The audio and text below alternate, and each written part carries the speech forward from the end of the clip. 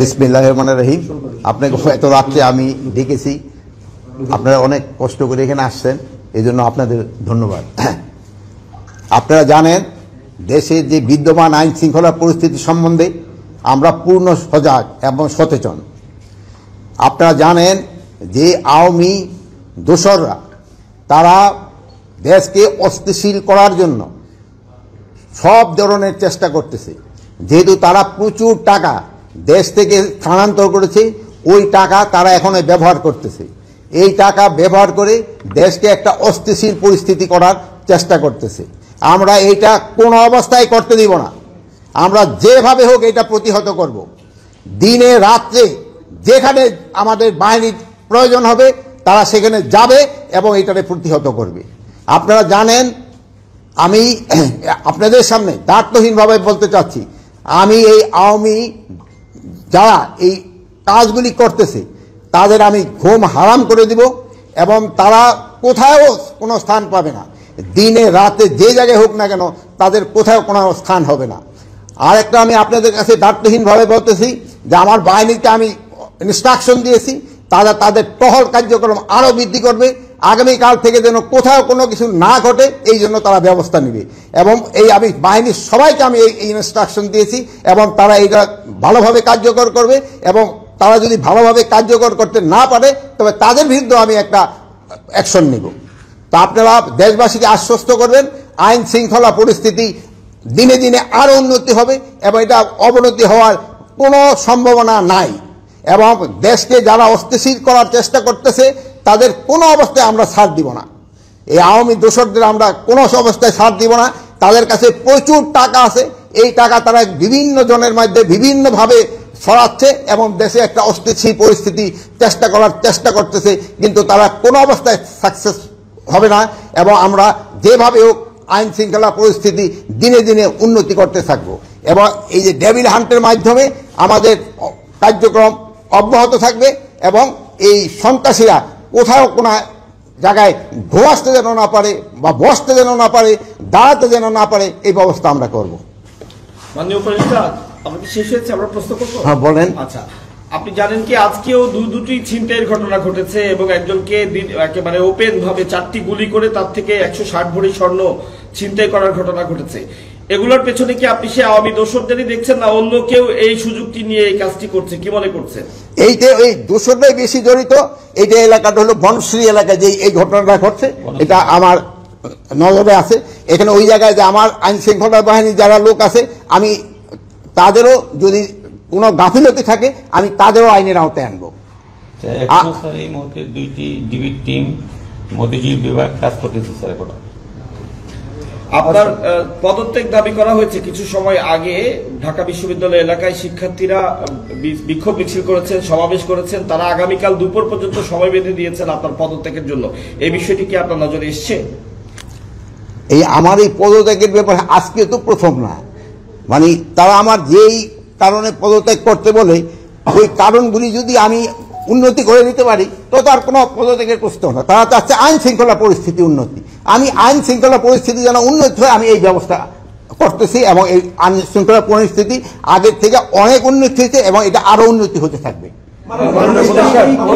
Devil হান্টের অপারেশনের পর থেকে এখন পর্যন্ত প্রায় 8,500 কিলো গ্রেপ্তার হয়েছে আমরা দেখেছি। তারপরে আপনাদের একজন ঊর্ধ্বতন কর্মকর্তা কিন্তু বলেছে চাঁদাবাজি কমে গিয়েছে কিন্তু ছিনতাই চুরি বাড়ছে, যেটা প্রতিনিয়ত আমরা রাতে দেখি। এখন যাদেরকে গ্রেপ্তার করা হলো তা আসলে তারা কারা? আর এই যে রাতে প্রতিনিয়ত যে ঘটনা ঘটছে, শুধুমাত্র রাতেই নয় সারা দেশেই ঘটছে অপ্রীতিকর ঘটনাগুলো, তাদেরকে কেন গ্রেপ্তার করা হচ্ছে না? আপনি গ্রেপ্তার কিন্তু করা হচ্ছে, বা যে পরিমাণ গ্রেপ্তার করা উচিত হয়তো সেই পরিমাণ হয়তো হচ্ছে না। যেমন ধরেন এই বাসে ডাকাতির জন্য কিন্তু অলরেডি 3 জনকে কিন্তু সাভার থেকে গ্রেপ্তার করা হয়েছে। গ্রেপ্তার হচ্ছে এবং গ্রেপ্তার এটা চলতে থাকবে। মাননীয় উপদেষ্টা, আমরা প্রথমে আসলে সশস্ত্র বাহিনীকে আসলে যতটা সক্রিয় দেখেছি এখন আসলে হয়তোবা ওই উপস্থিতিটা আসলে দেখতে পাচ্ছি না, যে সেনাবাহিনীর প্রথম দিকে যে অভিযানগুলো ছিল, বিশেষ করে পরে নতুন সরকার আসার পরে শুরুর দিকে যে অভিযানগুলো ছিল, এখন আসলে এই মানে ব্যবধানটা কেন আসলে? এটার সাথে একটু যোগ করতে চাই, রাজুকে যেটা উত্থাপন করা হয়েছে আপনার পদত্যাগের সাথে, বলা হচ্ছে যে সেনাবাহিনীর যে ম্যাজিস্ট্রেসি পাওয়ার দেওয়া হয়েছে সেটা কি মানে পুরোপুরি কাজ করছে কিনা তারা জানতে চেয়েছেন। আমরাও একটু জানতে চাই সেটা আসলে কাজ করছে কিনা, সেটা কিভাবে কাজ করছে, কোন স্তরে কাজ করছে। ম্যাজিস্ট্রেরি পাওয়ার তাদের যে ক্ষেত্রে দেওয়া হয়েছে ওটা ঠিকভাবেই কাজ চলতেছে। এই যে দেখেন সেনাবাহিনীর অফিসারও কিন্তু এখানে আছে, তারাও কাজ করে যাচ্ছে, তারাও কাজ করছে, সবাই কাজ করতেছে দেখেই কিন্তু আমরা একটু আগের থেকে পরিস্থিতি একটু ভালোর দিকে গেছে। এটা আরো ভালোর দিকে যেন যায় আমরা চেষ্টা করব, এবং আমি এই ব্যাপারে আপনাদেরও একটু সহযোগিতা চাই। আপনারা কিন্তু সব ব্যাপারে আমাদের সহযোগিতা করে যাচ্ছেন, ভবিষ্যতে আপনারা আমাদের সহযোগিতা করতে যাবেন।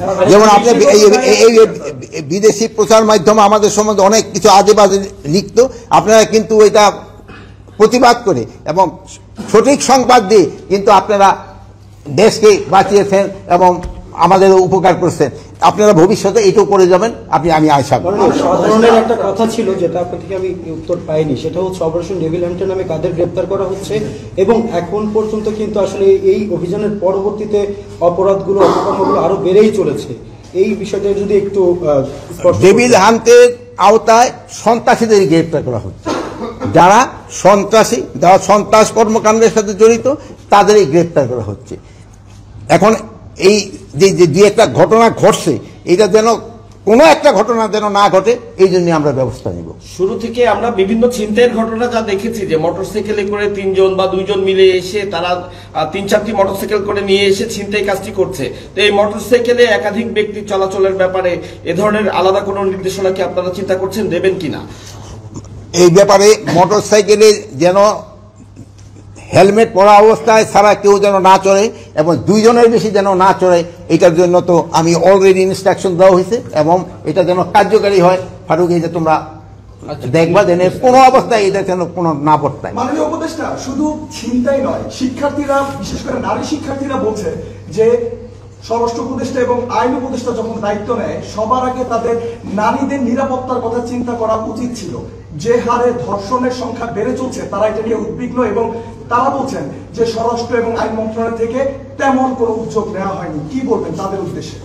তাদের উদ্দেশ্যে বলবো, আমার মা বোনদের ভয়ের কোনো কারণ নেই, তাদের ব্যাপারে আমরা সবসময় কনসার্ন, এবং তাদের কোনো ধরনের যেন কোনো রকমের সমস্যা করতে না হয় এবারে আমরা সবসময় সজাগ আছি, এবং আইন শৃঙ্খলা বাহিনীও এই ব্যাপারে সবসময় সজাগ আছে। সবাই তো বলছে যে আপনার ব্যর্থতা আছে, আপনাকে পদত্যাগ করতে। আপনি কি আপনার নিজের ব্যর্থতা দেখেন, বা আপনি এতদিন পরেও যে আইন শৃঙ্খলা বাহিনী সক্রিয় করতে পারেনি, আপনার নিজের ব্যর্থতা দেখেন কিনা? এটা ক্ষেত্রে আপনারাই বলতে পারেন, আইন শৃঙ্খলা বাহিনী আমি যে অবস্থায় নিয়েছিলাম ওই অবস্থার থেকে কি সক্রিয় হয়েছে কি হয় নাই, এ ব্যাপারে আপনারাই আমার থেকে আরো ভালো বলতে পারবেন। আমি কি অবস্থায় আইন শৃঙ্খলা বাহিনী ঢুকতে নিয়েছিলাম এটা জানেন। যে সময় আমি ঢুকতে পারিনি আইন শৃঙ্খলা বাহিনীর কাছে, আপনার পুলিশের অবস্থা কি ছিল, আনসারের অবস্থা কি ছিল, ওই অবস্থার থেকে কি উন্নতি হয়েছে কি হয়েছে না, এই ব্যাপারে আমি আপনাদের উপরে এই বিচার ছেড়ে দিলাম।